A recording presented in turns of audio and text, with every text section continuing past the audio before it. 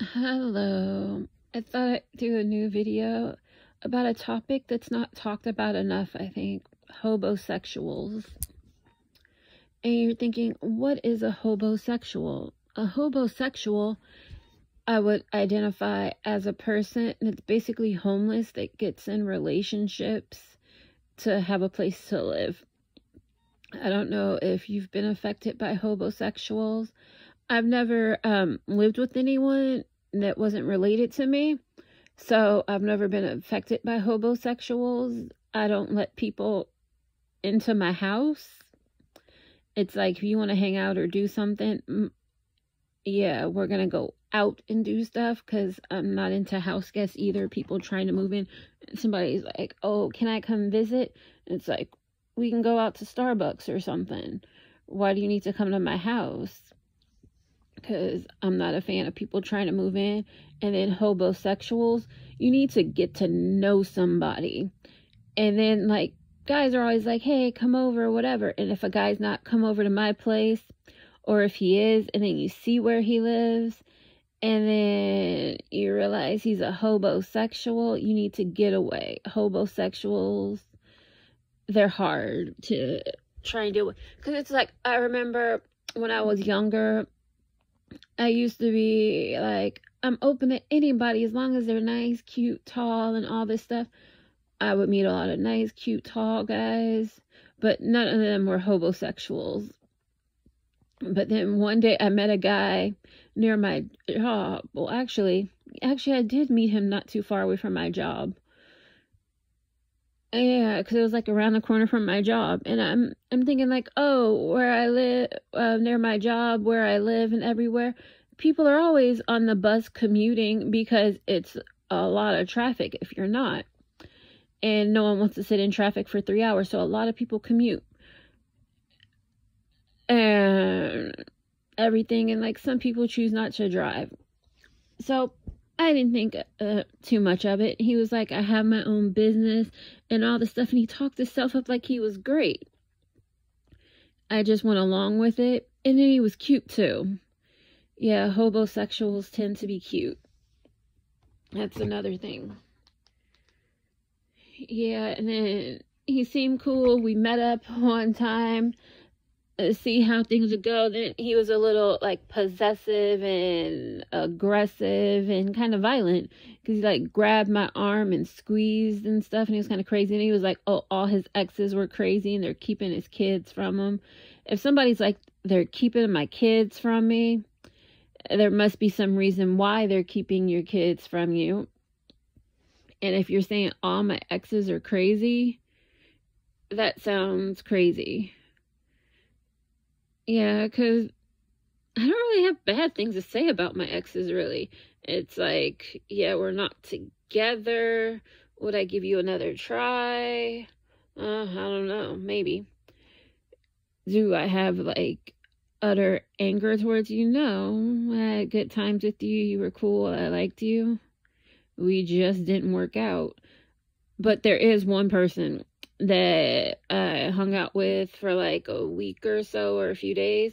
I will say I do not like that man. If I see that man, I will call the police and report stalking because he was crazy. He was crazy, and it was like he kept telling me, but I was young, and it was like, okay, because I didn't realize when like guys say, oh, my ex was crazy, and it was like, and they did this to me, and it's like, yeah, I was really young and I was really dumb at the time. Because he was like, oh, this girl I dated, she was crazy and everything. And then the fact, because now that I look back on it, if somebody's showing you their exes, like Facebook or whatever, or any of that type of stuff, any kind of social media, that's like a red flag to like get away from them if they're showing you their exes.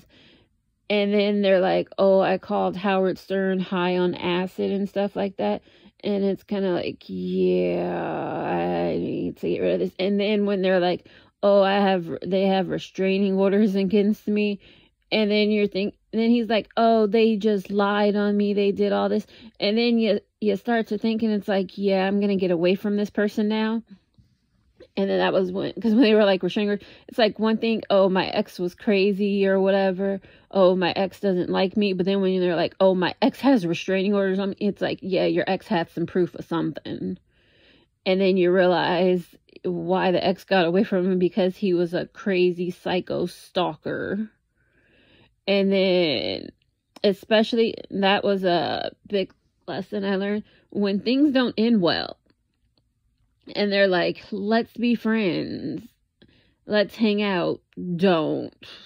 And especially when they have questionable money. And I'm not saying like drug dealer money or anything. I'm saying like questionable money, like they have no money at all.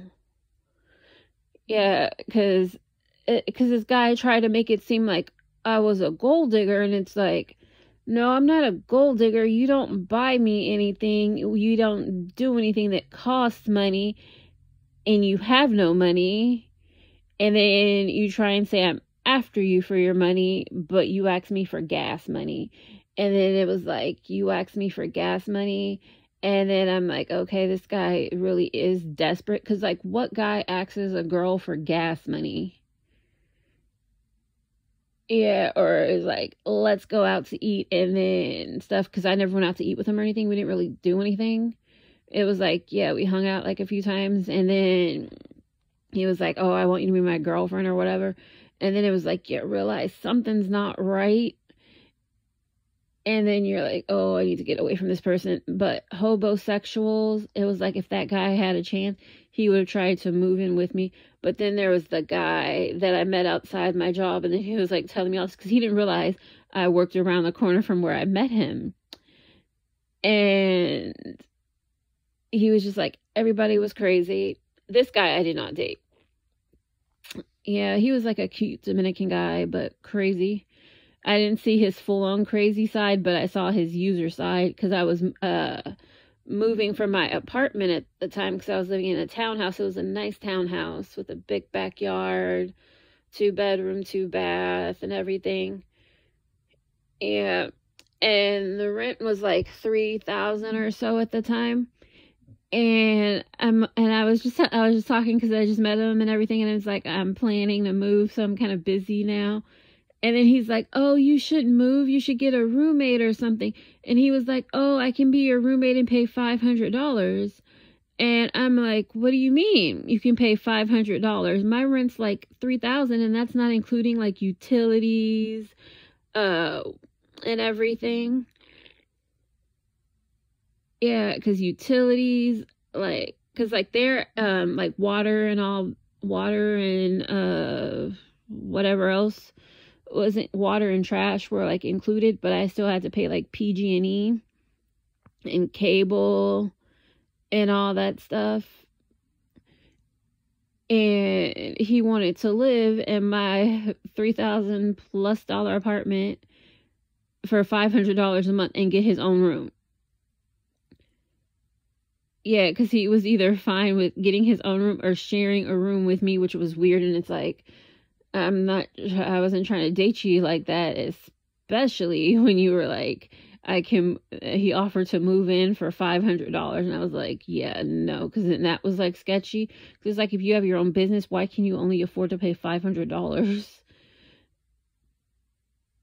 And then the more I got to know him, it was sketchy.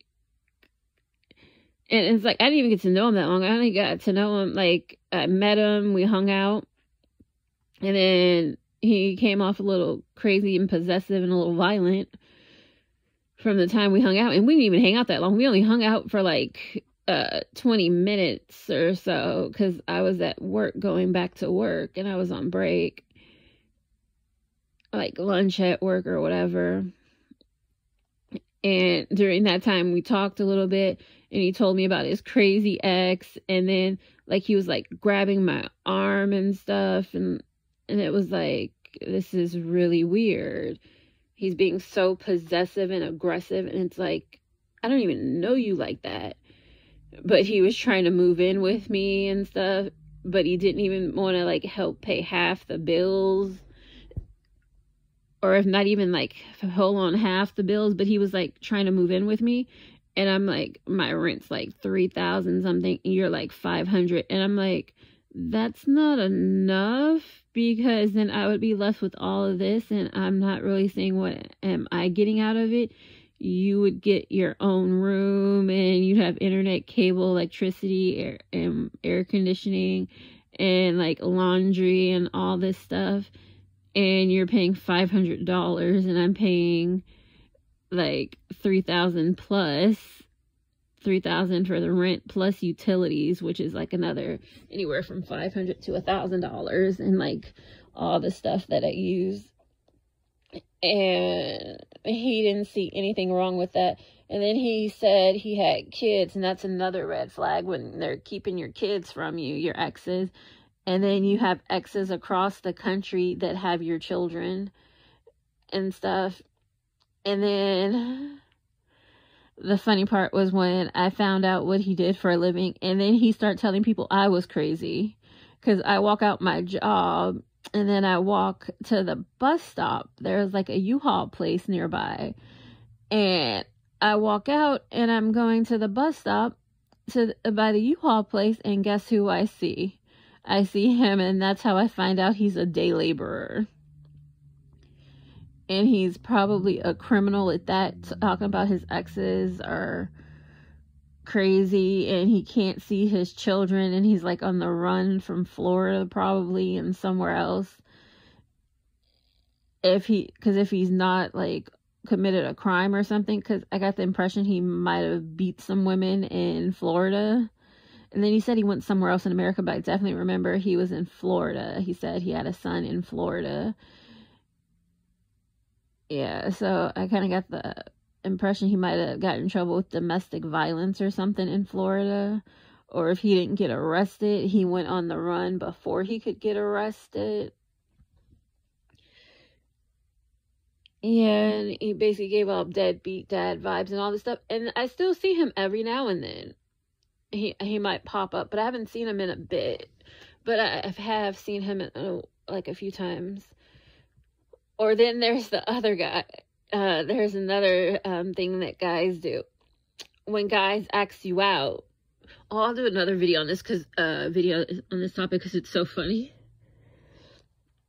But hobosexuals, you have to be careful. They are out there. They're like trying to get you. I would say a hobosexual is probably worse than an incel. Because a hobosexual will make it seem like they're doing so much to help you and everything. And they have no job. They have nothing. But then they're like, oh, they did so much for you. You guys were like a power couple and all this stuff.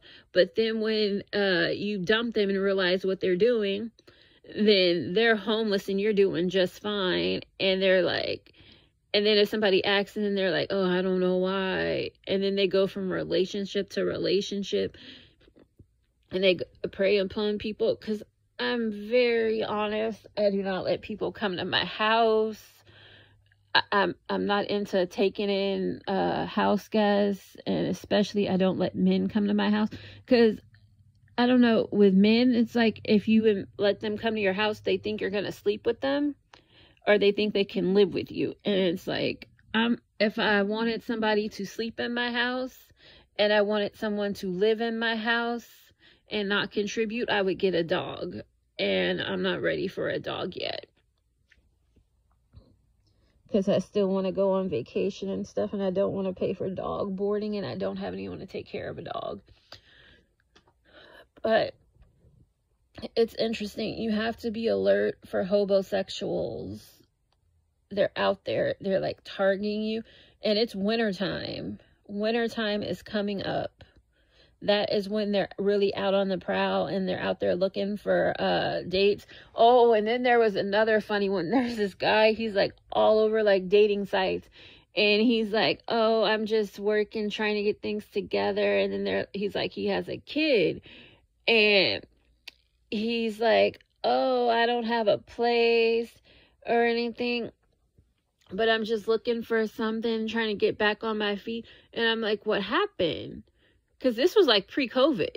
And he's still out there looking for something. And it's like, what's going on? Or like because I remember when I was young and I used to and I didn't really know about hobosexuals and stuff. And I'd meet a guy, he seemed nice, and like he'd have a job, but he'd say stuff, and then it's like he wanted a better life. And then you try and help him get that better life, because you're like, oh, this might be my boyfriend, why not help him? I'm doing better than he is. And then you try and help him. It's like you get him job interviews. You apply for jobs for him. You write him a resume. You get everything going. You're like, oh, why don't you go to school and do this? So it has on your resume, you have these skills and stuff. Or what skills do you have? Because I remember doing that for a few guys in the past. And I would just do it for my friends. It was like, I didn't think of it as a big deal, helping people write their resume. Because people know me. They know I always have a job. I'm always working on my resume, and I always have side jobs and everything. Yeah, because I especially right now, they say a recession's coming, and I don't really like to go, like, I'll go to my side jobs. I don't like anything that's like set up every day that I need to go to. I like to go to it when I feel like it. Even though I know my job's stable, but who knows, something might come up and I might want to get something, a bill or whatever. And so I keep a side job. I don't keep one side job. I keep like 10. So if I'm in the area of somewhere, I want to do something, or I'm planning on doing something, and I want to have some extra money or something, and I don't want to go into my savings, I go to my side job. So I'm very into being prepared. And then, oh, there was so funny, this guy that I was just talking to on a dating site. I think I might have mentioned him in another video. I'm not sure. But he was like, he's looking for a place and everything, and he's trying to get things together. And I'm like trying to understand, like, he's like, he lives with his parents. So I'm like, oh, you lived there for like a month and you have everything together. And he wouldn't really say how long he lived with his parents for.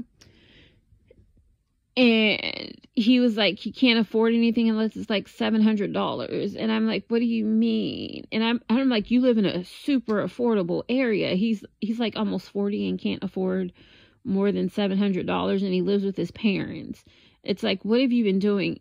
It's like, you live with your parents, and I'm assuming he's lived with his parents for a while. It's like, you couldn't go to school, get some certificates, get some skills, and then like, the biggest turnoff, I do not like this when a guy says this. I don't care if you're going to school full time, unless you're like a doctor or a lawyer or something. Even if you're a lawyer, you can still get like work in a law office and go to law school in your free time or whatever. Or even doctors have jobs. They work in the hospitals and stuff. But, and I'll give you like a leeway, like if you're a doctor or something up there, or like if you're working on your doctorate or something. But I would assume if you're working on your doctorate, you're probably working in the field and doing your doctorate in your free time. But when a guy's like, oh, I can't work, I'm going to school, it's like, already, I can't date you. I'll give you like leeway if you're doing something like great or something, like life-changing or something. Like if you were going to school in like a research program working on a cure for cancer or something like that, or a cure for AIDS or something like that, and you're like, I can't work, I'm really focusing on this research, trying to find a cure. It's like, oh, hell yeah. I'll be like, oh, that's great. I get you live with your parents or whatever. But is that going to happen? Highly unlikely I'm going to date that guy. But when a guy says, I can't work because I'm in school, I can't be with you. Because when I went to school, I worked full time. I still go to school. I still work.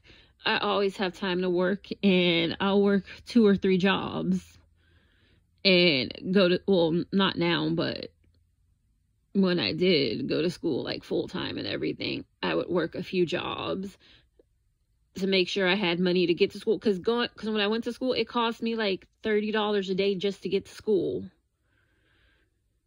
Yeah, because I had to commute and everything. And I just can't be with a guy that says he can't work while he goes to school, because if he feels that way, and say if we got together and got married and had kids, and he passed those work ethics onto our children, I would be really sad in myself and disappointed. I wouldn't want someone who had such a poor work ethic. Because like people say, like my work ethic is like really strong. It's like I might not do the most at work, but I show up to work. And because I'm showing up, I'm getting paid. And that's another thing. It's like when a guy's like, oh, I can't do this job, I can't do this. And then it makes me think, okay, so if we were married or had kids and then like something came up where we needed to work and work hard or something to save up for like a holiday, or if a kid got sick and you're like, oh, I can't do overtime. It's like, no. It's like if I'm married to you and your job says you need to do overtime, and then you tell me that your job says you need to do overtime, I'm like, okay, go do that overtime. If it's just like, if you had like a hard day manual labor or something, it's like, I understand. But if you're just sitting there and you don't have to do anything and you're just sitting there, like my job, I just sit there. So if they're offering me overtime, I'm like, sure, I'll take it, depending on who I'm working with or whatever. I'm like, sure, I'll take it. I'll sit there for 15, 20 hours. But it's like, I'm not sitting there, I'm doing stuff, but it's not like hard labor. And then I can also use my phone and watch YouTube and all kinds of stuff. So if my job's like, we have overtime for you, I'm there, I'm sitting there, I'm doing my overtime. Like if that's the type of job that guy I'm with has, and he's like, no overtime, I can't do it, or without like some really good reason, I can't be with him. Because I see it as, why can't you do it? I have no issue with you doing it. Like, say if it was like my birthday and we had big plans, like then I can understand you saying no. But saying it's just any other Wednesday, I have no plans with you, nothing special. Or if we did have plans like going out to the movies or something, like, and you can go to work and make like a couple of $100 more, I'm going to say go to work and go do your thing. Because in the end, that'll go to a bank account and save some money for a rainy day when we might need it. Yeah, I couldn't be with a guy that's like no overtime, no working while in school. Because if I had kids, I'd want them to work while they're in school to get a work ethic and get all their stuff together and just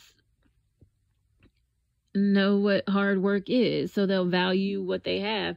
And it's like value what you have and know what you can buy and everything. But I'm not going to say I'm one of those people where it's like, oh, I bought this, I have to be so careful with it. Like, I'll do that depending on like if it's more expensive, but if it's like something like cheaper, and it's like, I probably don't really show much respect to it if I have it. Yeah, but hobosexuals and men without a good work ethic are big turnoffs. I cannot date a hobosexual, because I feel like with online dating, especially, if I'm going to date somebody and they're going to tell me like their name or any information that they have that I can find from what they tell me, I'm going to Google it to see what I can find. And I found some crazy stuff. Because I remember like with Craigslist dating and stuff, that thing was like so funny. But